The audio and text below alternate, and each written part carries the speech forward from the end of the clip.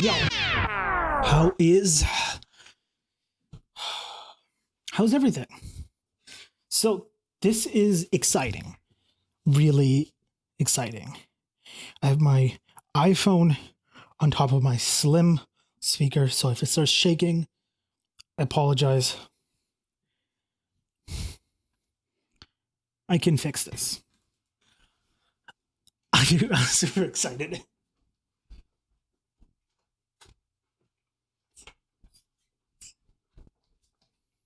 I got something new. Do you see this? Do you see this? Is this ASMR?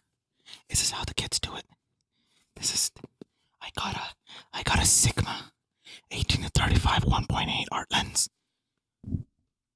This was used, but it was cleaned and it was cheaper. It was like $200 cheaper. I don't know why I'm talking like this. I'll stop. Okay. That's where I was for a second. You know, I actually really was thinking about.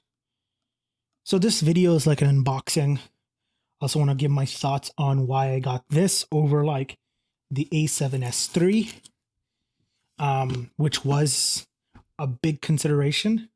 Like to me, there was like, oh my God, I've been going through like picking a camera for like what seems like a year now. Ever since I sold my A7S2, I sold that. When was it? In like March? Something like that. I sold it a while ago, but I've been looking at getting a new camera. And honestly, I've been like looking at so many different ones. So at first I was looking at the Fuji X-T4, the Fuji X-T3. I was looking at like which ones have autofocus because like, hey, maybe I want to get something like an all-rounder because I rent out like RAs and Reds for like bigger projects. So I'm like, that wouldn't be worth it.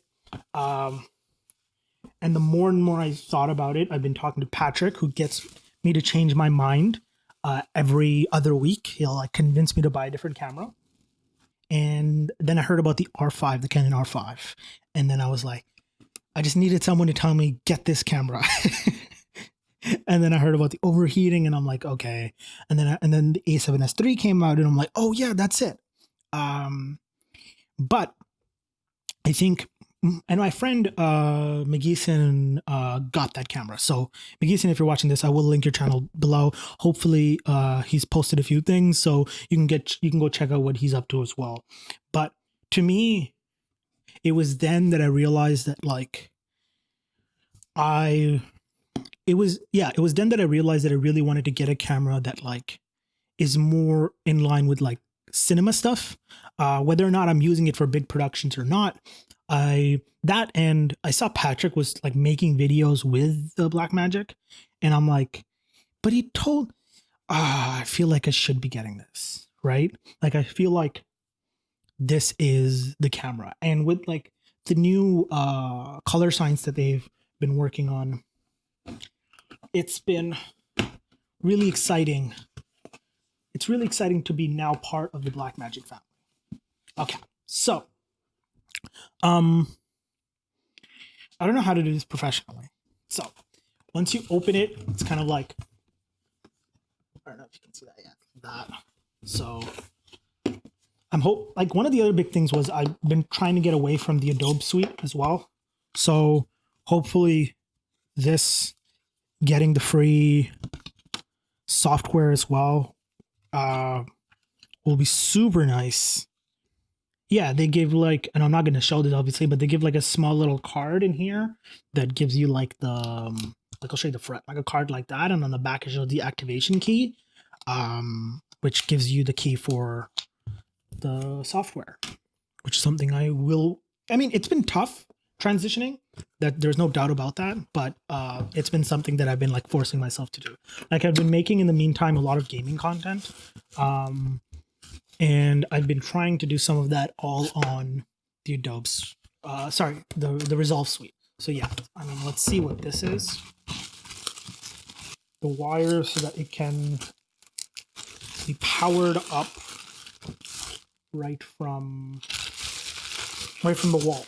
Because you can just, yeah. Yeah, so you say you can just plug this right in into the camera and then plug this into the wall, and you don't need a battery. And then this is all the different outlets that you can kind of do. So this is like the European one, and then there's the other one. I don't know I don't know where they belong. I just know that like there's different outlets. Cool. Okay. Box number 2. So like a side box. Yeah. I wonder if this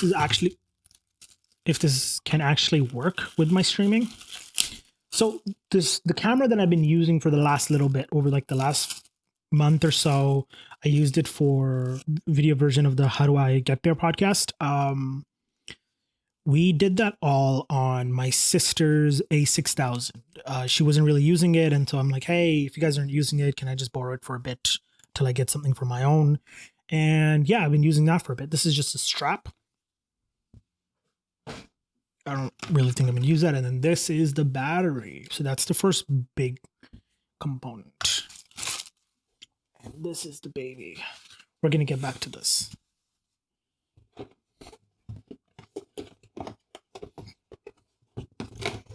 There is like a whole other section. I just don't know what else is in here. There you go. There it comes out. Nah, so you see, kind of, this is just like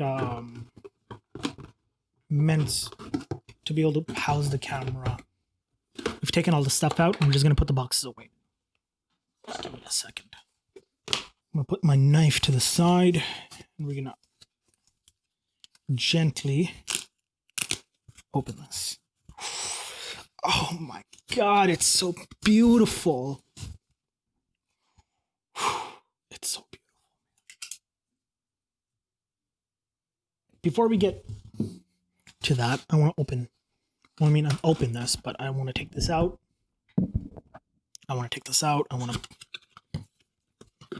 So this is used, but I'll show it to you anyways. I got this because, so this is the 18-35 1.8. I think it's going to be a really good lens for everything that I'm going to be doing now. Beautiful. So this is heavy. This is pretty heavy. I think that I'm trying to figure out where I think like the lens and the camera itself are like even in terms of weight. That's really going to be it. For today, I imagine this will be a multi-part video. Part 1 with me unboxing everything, and part 2 was me shooting something. It's like a little too late today, but hopefully I'll tomorrow or something, I'll go shoot something, and we'll talk more about the camera and how much I like it, and things that I don't like about it, or things that I like about it, and why I picked this camera over the A7S III. So, over to that.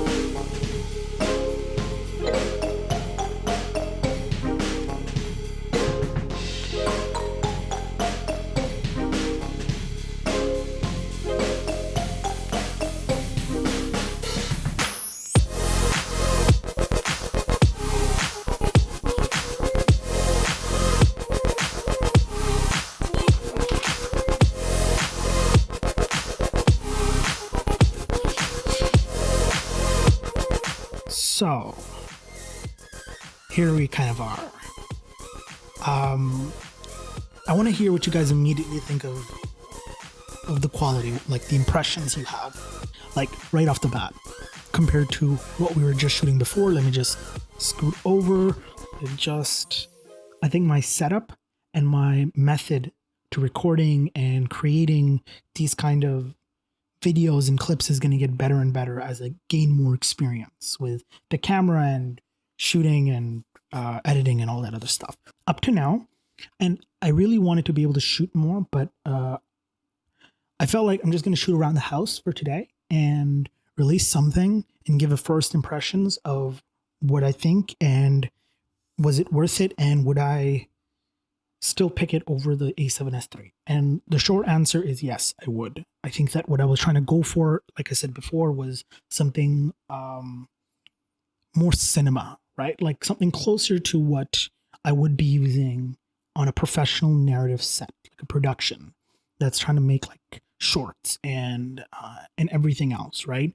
And I think that this is closer to what that is. And something also that's really important, and that's a big factor, is the sensor is a lot closer to what cinema cameras use. And I want to be able to get used to how big the sensor is and to be able to see like images in that size, so that like when I do use the next RE for my next big short, I know exactly what the framing is going to look like. I don't have to like guess. I don't have to be like, okay, well, how do we make that look like this? In this camera, it's like, I know what this sensor looks like. So I'll immediately be able to be like, no, this is going to work with a 35mm because I've used that lens on this sensor size before, if that makes sense.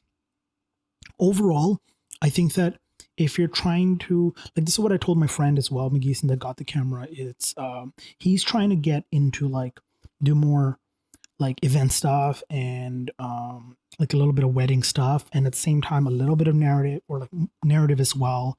And he wants like something that can do a balance. And then for him that was great. Like the A7S III was great. For me, when I had the A7S II, I felt like I didn't feel inspired to go shoot narrative stuff. And I feel like with this camera, I might be inspired to shoot stuff. Like I remember mentioning, I think I mentioned it in this video. It's been all blur. Everything's been a blur lately.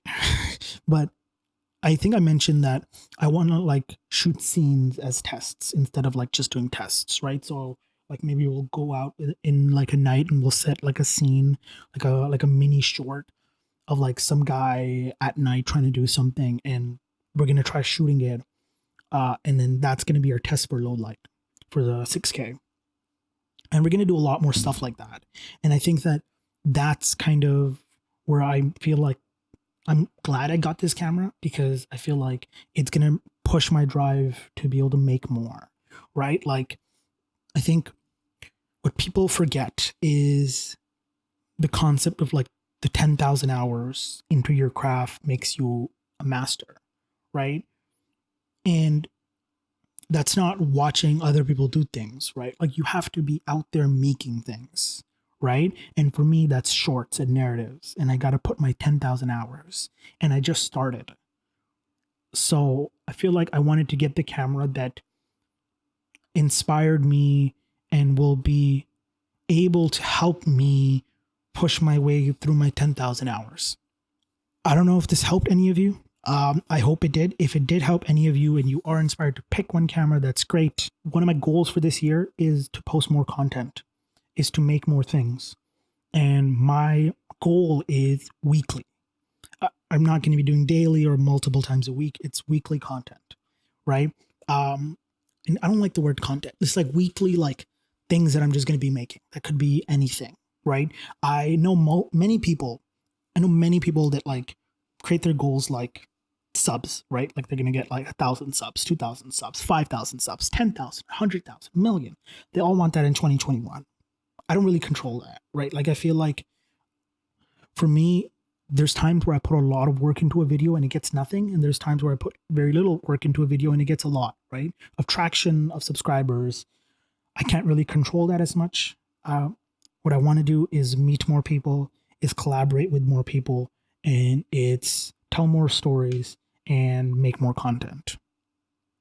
I hope you guys stick around. If it's the first time seeing one of my videos, please subscribe. Click that bell notification. You'll get notified to seeing me more.